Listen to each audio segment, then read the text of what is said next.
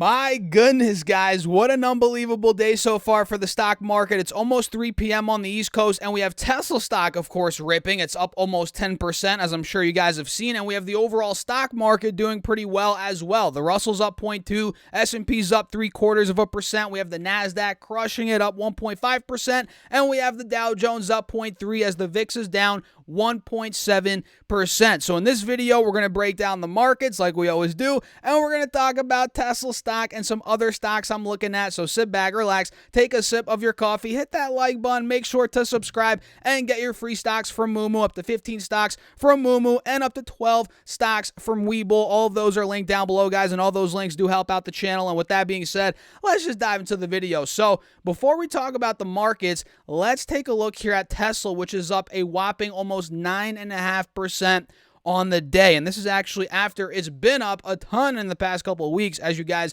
probably know, the stock earlier in this month was $101, and that was just 3 weeks ago. Not even, guys. That was on the 6th of this month, and now we're pushing $160. We're talking a run of almost 60%.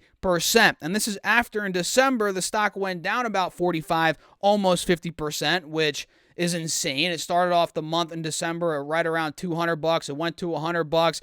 Now it's pushing 160. So yeah, crazy run. A lot of money's been made. If you bought Tesla anywhere from 100 to 110, 120, even 130, 140, obviously, you're up right now. You're making some good money. But there is a problem here on this chart. In my opinion, we are very overbought, and it's not even an opinion. I mean, look at the RSI, guys, here on the 4-hour chart. Very overbought. The most overbought point that we've been at since, no joke, the middle of September. As you guys can see here, look at the RSI here. Middle of September, it got overbought at about 77, 78. Now we're back at that point on the RSI, 77, 78, pushing 80. We are very, very overbought. And on top of that, if I zoom in a little bit here, you guys are going to see back in the middle of November, look where we held support at. Look at this level, right around 165, roughly 170, and then we obviously broke under that in December and went all the way down to $100. You guys know that. That point now is a big resistance. And to be honest, guys, I'm not 100% convinced, and I'm sure you guys are in the same boat here, that Tesla is going to break out of here. I mean, sure, it could break 165, 170, and if it does do that, we could legitimately start making a push towards 200 at that point. I know it sounds crazy, but it could happen. I mean, you know, a couple weeks ago, you guys know, I mean, I was talking about this on YouTube, on TikTok. Make sure to go follow me on TikTok, guys, at Stas Talks Stocks on TikTok. I was talking to you guys about how I was expecting for Tesla to see a legitimate relief rally. And lo and behold, a couple weeks later, we have gotten that relief rally. And what did I say? Also, on top of that, I said after this relief rally, I think we could end up selling off again, because I'm not, at that point, I wasn't convinced that we were going to, start breaking out to all-time highs. And now I'm not convinced that that's the case still. I still think there could be more downside for Tesla in 2023 because it's not all sunshine and rainbows. Even though right now in the short term, the stock market's been doing very well in January. A lot of people are forgetting that we're still in a bear market.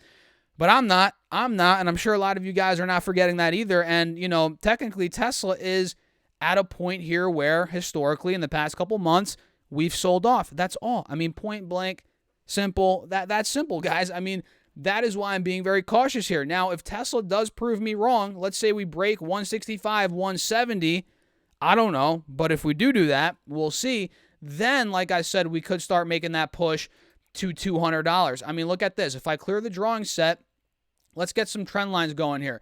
We have clear resistance, a double top resistance at about 198.200. That was in the middle of November. We hit that first top. And then in the end of November, early December, we hit the second top before tumbling all the way down to $100.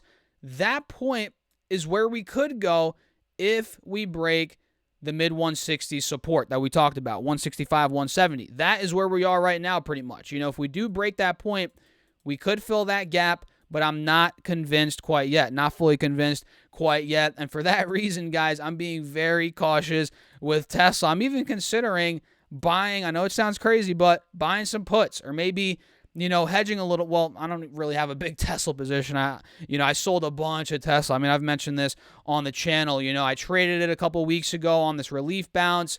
I used to own a ton of long-term shares, sold out of those a while ago. I mean, it's been a while. So I don't have much skin in the game, so I don't really need to hedge against it. But kind of as a trade, I'm considering, no joke, being a little bit risky here, being a little bit ballsy, and taking that trade, maybe taking some, buying some puts. I'm not going to short it. I don't really like shorting stocks, but I'd consider buying puts. I'd consider it if we, start to see some resistance. And I got a lot of comments on people saying they bought puts before earnings, which, guys, this is exactly why I don't do that. I don't gamble on earnings anymore because, look, a lot of people were, telling me that on TikTok, especially here on YouTube in the comments. They were saying, Stas, I'm buying puts ahead of earnings. Look, the stock's up 9%. This is a reason why gambling into earnings is not a good idea. But after earnings, it's a different story. Once the dust kind of settles, we see the guidance, we see the EPS, we get the conference call, all that good stuff. The dust is not really settling yet, but maybe tomorrow, maybe at some point next week, we'll start to see where Tesla really wants to go. So what do you guys think about Tesla? Let me know your thoughts in the comments down below. I mean, this is a very critical spot. And the last thing I'm going to do personally is FOMO into this rally. That is the last thing I am going to do. And if I pull up SPY here, guys, as we're heading into power hour in 15 minutes from now, it is still fighting at 400 to about 403. You guys can see 403. That was resistance back in the middle of November, end of November, also middle of December. If we do break that point, which it looks like we're trying to do that now, it's at 403.50, we could fill the gap to 410, like I've said before on the channel. That'd be my next target here on on the upside on SPY. And on Triple Q, if I pull that up, Triple Q, we're going to be looking at roughly, let's see here. The fact that we're above 290 now is a very good sign. We're at a multi-week high on Triple Q. Now coming up, we have 295 followed by about $300. These are the two main levels that I am looking at, which you guys can see right here, right? 295, 300. So that's where I'm going to be watching these next couple of days. Now, granted, if we get rejected at 295, boom, this could see the dust settle, maybe back down to 280, 285. Maybe that's where we pull back, but we're not seeing any signs of that yet. We're not seeing any signs of a pullback on Triple Q. So let's run through some stocks quickly, guys. We're about 7 minutes in. We're making good on time. Hit that like button if you haven't done so already. Make sure to subscribe as well.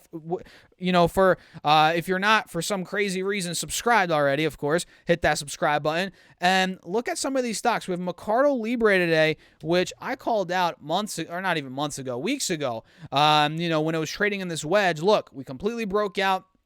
Multi-month high now on the stock, and we're well above 1100, which was that main resistance I was talking about, 1050, 1100. We broke out of that. Now we're pushing 1200. And like Tesla, guys, this is one that I'm not going to be FOMOing into right now either. In my opinion, the move has been made. Keep that in mind. If we do see a pullback, though, on Mercado Libre, MELI is the ticker, that is where we could be getting potentially a re-entry. Well, I'm not telling you guys what to do. I'm kind of speaking for myself here, of course. This is just a YouTube video. You guys, as always, have to do your own research. So let's see what else. Mercado Libre, like I said, crushed it, but we had some other earnings today. Let me pull up my my notes here, guys. We had AAL in the morning, and we're not going to talk in detail about all of these. I don't want to make this video too long, and honestly, I'm going to make another video where I'm going to talk more about these earnings. But we had AAL today report.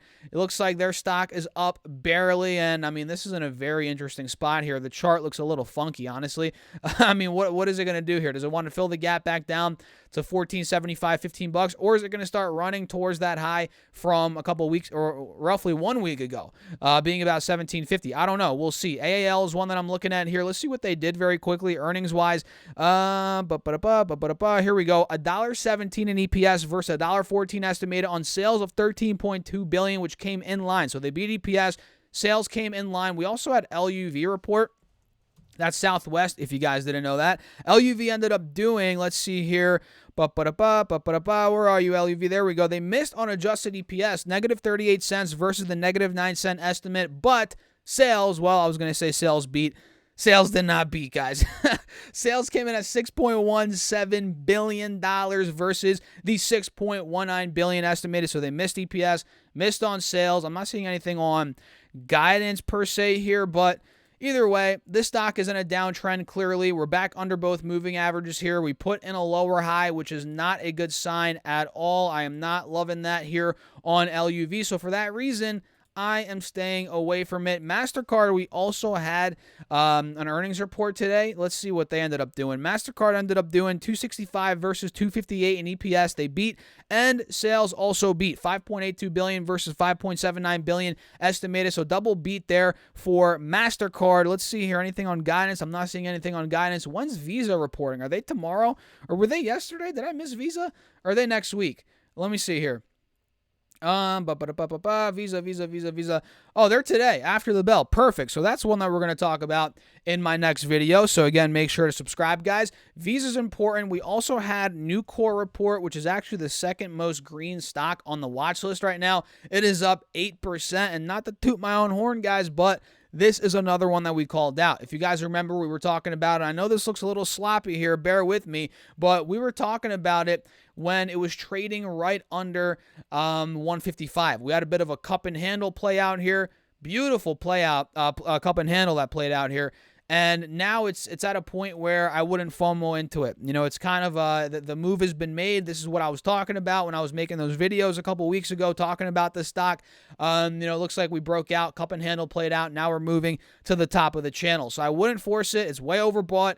But if you're in it, kudos to you. You made money. Well, you don't make money until you lock in profits. And full disclosure, I'm not in this. But if I was in it, I would be locking in profits here. That's just my opinion. I'm not telling you guys what to do, though. I'm just telling you what I would do if I was in Nucor. So what did they end up doing? They ended up doing 489 EPS versus 419. They beat on that. Sales also beat 8.72 billion versus 8.43 billion. And in terms of guidance, I'm not seeing anything on guidance. But yeah, I mean, geez, guys, the stock is loving it. It's ripping. It's at a multi-month high. You can't complain. And another airline here, the last one for this video, guys, is JetBlue, which looks like it's trying to reverse. It's at a multi-month high. We're above the moving averages. We have a golden cross, which is good, but it's still, I mean, at a very low price in terms of, you know, relative to where it was a couple months ago, which, I mean, we're not going to debate if it's overvalued or undervalued in this video. Quite frankly, I don't even know. I haven't done a deep dive on JetBlue in a long time, if ever. But it's down a lot. The stock price is down a lot, and they did adjusted EPS of 22 cents, which beat the 20-cent estimate on revenue of 2.42 billion, which beat the 2.41 billion estimate. So they beat EPS, beat revenue. Not seeing anything on guidance quite yet.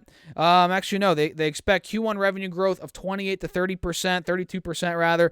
Adjusted EPS or adjusted loss per share of 45 to 35 cents. So I guess they're going to be losing money. Looks like next quarter. So they're, you know, one quarter they're making money, the next quarter they're losing money, next quarter they're making money. That's how a lot of these airlines are right now. And that's JetBlue. And those are a couple stocks that I'm looking at now. My thoughts on Tesla, guys. And with that being said, I'm going to wrap the video up and start prepping the next one. We have some earnings coming up after the bell, which is in about an hour from now. So we're gonna do some trading. See how these earnings are, see how the charts play out for the rest of the day, and that's it. We're going to wrap up the day. So with that being said, I appreciate you guys. Hit that like button. Make sure to subscribe. Do not forget to get up to 15 stocks from Moomoo with at least I think $100 deposit. Each of those could be up to $2,000, and you could also get up to 12 stocks from Webull, fractional shares. All the details are linked down below, guys, and you could also get 50% off of Seeking Alpha Premium for the first year. And if you guys want to check out my Patreon, that is also in the description box. I'll catch you in the next video. Cheers. Thanks for watching. As always, guys, you're awesome, and if you stuck till the end, I mean, I don't even know what to say. You're the real MVP. I know that's corny, but you are. So I'll catch you in the next video, guys. Peace out.